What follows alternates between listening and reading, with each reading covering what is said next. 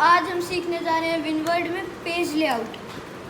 तो page layout के अंदर सबसे पहले अपना अगर आप थीम ऑप्शन का इस्तेमाल करना चाहते हो तो आप इस टैब के अंदर सबसे पहले स्मार्ट आर्ट ऑप्शन का इस्तेमाल करें।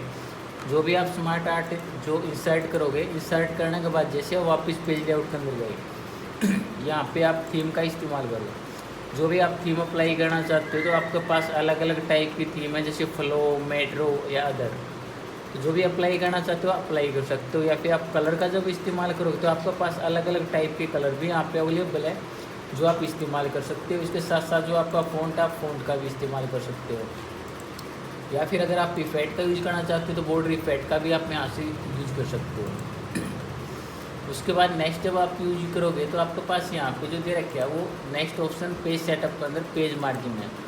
पेज मार्जिन के अंदर जैसे आप डिफ़ॉल्ट मार्जिन रखते हो वो आपका नॉर्मल है। अगर आप नॉर्मल के बजाय अगर आप सेट करना चाहते हो नैरो, तो नैरो के अंदर क्या हुआ कि इसका जो जितना मार्जिन बढ़ेगा उतना जो पेज का जो एरिया है वो आपका ज़्यादा शो होगा, और आप अदर कोई करना चाहते हो वो कर सकते हो। तो फिलहाल मैं यहाँ से रखता हूँ नॉर्मल।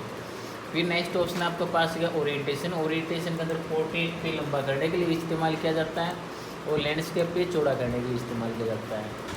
फिर उसके बाद आप नेक्स्ट ऑप्शन इस्तेमाल करोगे जिसका नाम है इसके अंदर साइज़ के जरिए आप जैसे letter, legal, A3, A4 statement जो भी आप पेज का साइज लेना चाहते हो पेज का साइज रखो। फिर जो नेक्स्ट ऑप्शन इस्तेमाल करने के लिए ये जो स्मार्ट आर्ट है ये मैं यहाँ से डिलीट करूँगा। डिलीट करने के बाद जैसे मैं यहाँ पे पैराग्राफ टाइप करूँगा, पैराग्राफ टाइप करने के बाद नेक्स्ट ऑप्शन अपने पास है कॉलम। अगर आप आपके पैराग्राफ को कॉलम के अंदर डिवाइड करना चाहते हो तो पहले आप मैटर को अपना कॉपी पेस्ट करो। मैटर का अगर आपके पास ज़्यादा हुआ तभी आप इसका इस्तेमाल अच्छे तरीके से कर सकते हो। तो आप कॉलम के अंदर जैसे आप 2 कॉलम का इस्तेमाल करोगे तो आप देख पाओगे आपके पास 2 कॉलम के अंदर जो है पेज वो डिवाइड हो चुका है। या फिर आप इसके अंदर 3 कॉलम में डिवाइड करना चाहते हो, या फिर लेफ्ट वाला इसके साथ इंक्रीज करना चाहते हो, या फिर राइट वाला इसके साथ आप मिलाना चाहते हो तो मिला सकते हो। फिर यहाँ से आप 1 कॉलम करके नेक्स्ट ऑप्शन आप गए ब्रेक के अंदर। ब्रेक अगर आप इस्तेमाल करोगे तो ब्रेक इस्तेमाल करने के लिए आपने चीज़ का ध्यान रखना, जहाँ पे आपने कर्सर रखा आप ब्रेक के अंदर गए, यहाँ पे दे रखे आप पेज ब्रेक। अगर आप पेज ब्रेक का इस्तेमाल करोगे तो वहीं से पेज में तोड़ के नेक्स्ट शो करवा देगा नेक्स्ट पेज के ऊपर। या फिर अगर नेक्स्ट ऑप्शन आप इस्तेमाल करो कॉलम ब्रेक। अगर आप कॉलम ब्रेक का इस्तेमाल करना चाहते हो पहले आप कॉलम को डिवाइड करो जैसे 2 कॉलम के अंदर। अब मैं चाहता हूँ कि ये जो अपने पास पैराग्राफ ये सेकंड कॉलम के अंदर ले जाना आपने, तो ब्रेक के अंदर चलेगी। यहाँ से कॉलम ब्रेक का इस्तेमाल किया तो आपका जो है वो सेकंड जो पैराग्राफ है उस सेकंड वाली कॉलम के अंदर चलेगा यहाँ पे। या फिर आप इस्तेमाल करना चाहते हो इसके अंदर टेक्स्ट रैपिंग। ब्रेक के अंदर जैसे आप टेक्स्ट रैपिंग ऑप्शन का इस्तेमाल करोगे तो टेक्स्ट रैपिंग का इस्तेमाल करते ही आप देख पाओगे कि इसके जो सामने की लाइन थी वो तोड़ के उसने नेक्स्ट लाइन के अंदर डाल दी यहाँ पे। फिर आप नेक्स्ट ऑप्शन जो यूज करोगे यहाँ पे दे रखे हैं जैसे पेज या फिर इसमें अदर ऑप्शन जो आप जैसे ओड का आपने इस्तेमाल किया, आपने कहीं पे भी क्लिक करके और यहाँ पे अगर आप ओड का इस्तेमाल करोगे तो आपको देख पाओगे आपके पास पेज यहाँ पे 1 और 2 दिखाए गए हैं, और जो पेज सीरीज जो आपके पास है वो यहाँ पे दिखाएगी 1 और 3।